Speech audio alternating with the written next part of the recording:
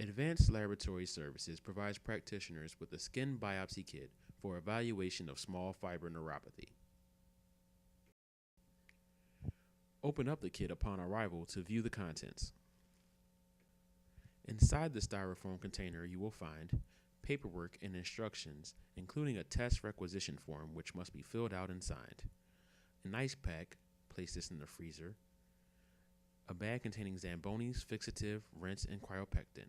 Place this in the refrigerator as well. A sterile punch biopsy kit. And a prepaid FedEx mailer for return shipment. The sterile punch biopsy kit includes a 3mm punch, the standard size biopsy for this procedure.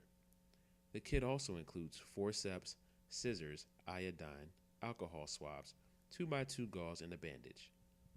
If you are performing more than one biopsy, we suggest having extra alcohol, gauze, and bandage material.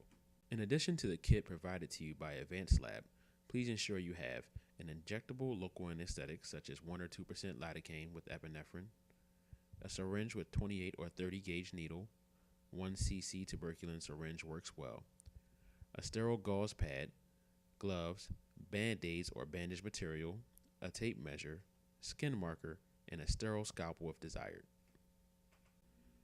This video is for the skin biopsy procedure for intraepidural nerve fiber density analysis. There are 3 standard biopsy sites for cutaneous nerve evaluation. All 3 are located on the lateral leg and have well-established given normative values. Avoid sites of previous trauma, including surgery or prior biopsy. The proximal thigh site is located 10 centimeters distal to the great trochanter.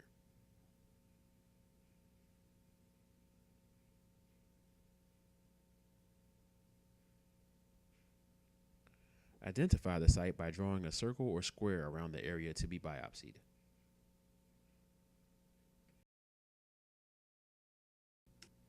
The distal thigh site is located 10 centimeters proximal to the patella.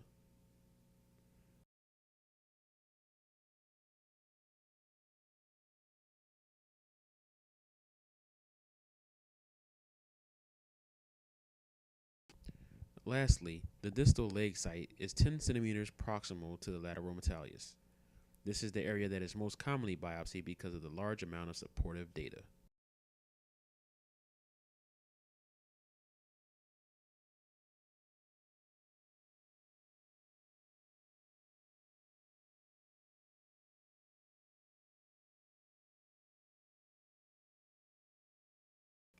We have already discussed the biopsy procedure with the patient and confirmed that they have no allergies to lidocaine or epinephrine and discussed if they are on any blood thinners. Prepare the biopsy site with an alcohol swab to ensure sterile conditions. Keep in mind that we do not want to biopsy over marker or pen.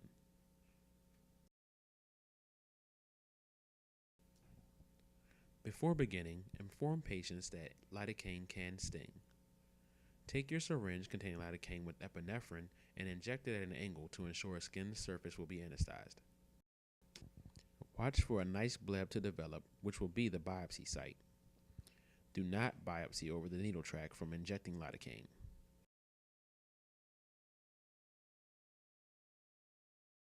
Test for numbness by gently pricking an outside limit of the bleb to see if the patient can feel any pain.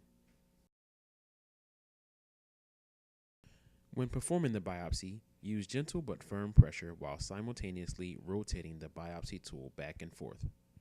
Do not stretch the skin using your other hand. Using a twisting or drilling motion with gentle pressure will ensure a flat and uniform biopsy. You do not need to advance the tool all the way. Usually 2/3 to 3/4 down is enough.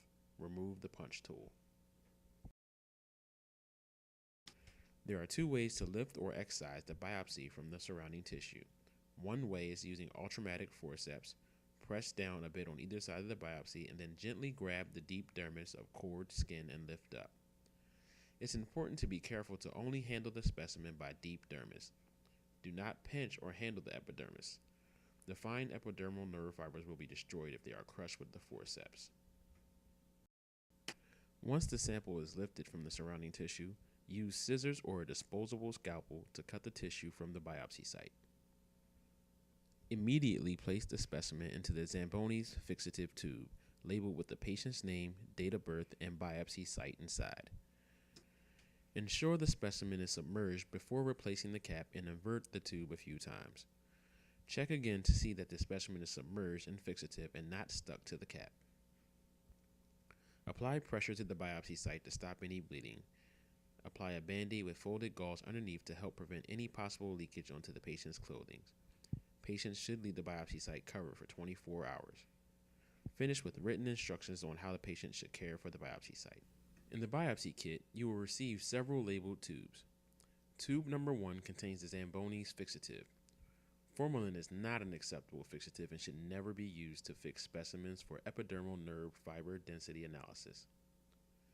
Tube number 2 is labeled phosphate buffer rinse, and tube number 3 is labeled cryoprotectant. The biopsy should be fixed in a refrigerator for a minimum of 8 hours and a maximum of 24 hours. In most cases, biopsies are fixed overnight and the rinse step is performed the next morning. After the fixation, the biopsy needs to be rinsed free of fixative and shipped to the lab in a cryoprotectant solution.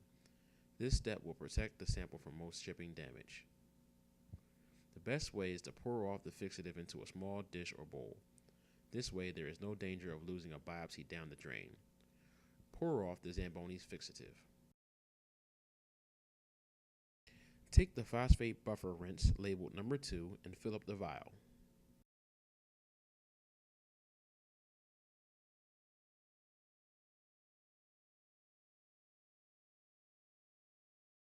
Pour off the buffer rinse into the dish and repeat the rinse step.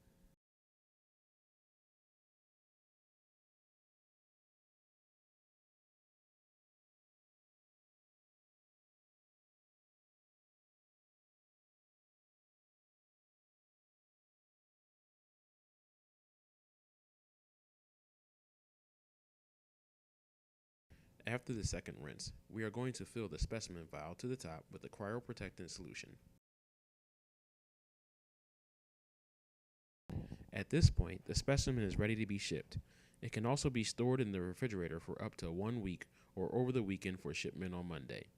The important thing is that it is not left in the fixative for over 24 hours. Make sure the skin is submerged and that the cap is screwed on tightly. Before shipping, ensure all vials are properly labeled with biopsy site and side and patient's information.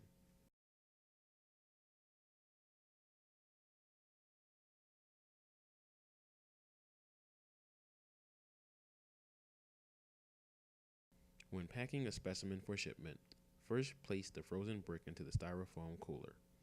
Place the specimens inside the provided biohazard bag with the absorbent sheet and seal the bag. Paperwork should include a completed requisition form and patient insurance information.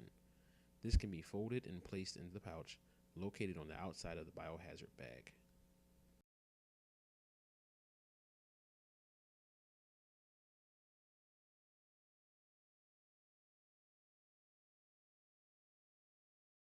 Place the biohazard bag into the cooler.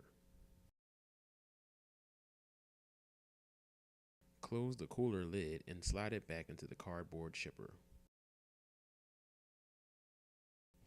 Slide the box into the provided FedEx bag and seal the bag, which is ready for shipment. You should call FedEx in the morning to schedule a pickup at your location.